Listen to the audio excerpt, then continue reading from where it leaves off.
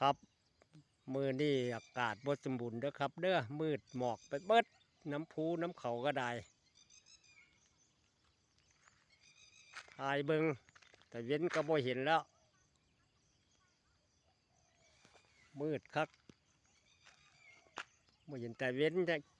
จักหน่อยเลยถ่ายเบิงภูเบิงเขาบ่เห็นฮอดภูมิแต่หมอกกับหมอก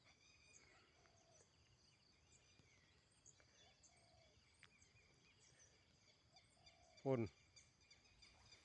ภูกับพี่พอคุ้มมุมเนี่ยโอ้ยบรรยากาศบ่ดีเด้อครับเด้อมือนี่เด้อ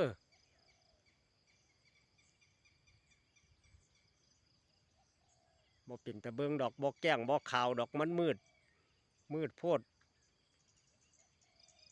มืดหลาย